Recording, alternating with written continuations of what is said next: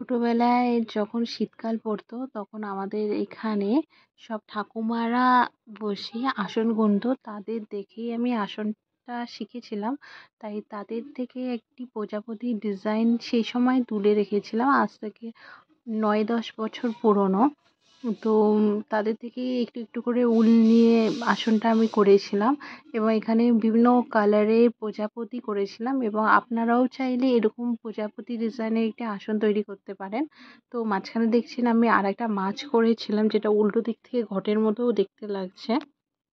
যেহেতু তখন শিখছিলাম তাই যেরকম পারছিলাম করছিলাম, কিন্তু আপনারা চাইলে সুন্দর সুন্দর প্রজাপতি বিভিন্ন আপনাদের পছন্দ মতো রং দিয়ে করতে পারেন, এবং দেখতে অনেক সুন্দর লাগে এরকম কালারিং একটা আসন।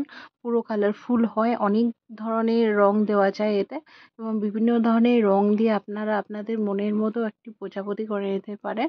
এবং তিনটে তিনটে করে বা আপনার আসনটা যত বড় হবে সেই অনুযায়ী এরকম প্রজাপতি করতে পারেন।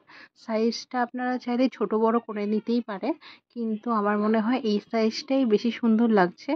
এবং আপনাদের মধ্যে কেউ যদি চটের, মানে এটা তো আমি চটের উপর করেছি, কিন্তু যদি কেউ প্লাস্টিক আসন করতে জানেন তো এই ডিজাইনটা প্লাস্টিক আসনেও করা যাবে। আপনারা চাইলে আমি এরকম ডিজাইন প্লাস্টিক আসনেও করে ছাড়তে পারি, তার জন্যে আপনারা আমাকে একটি মেসেজে জানাতে পারেন।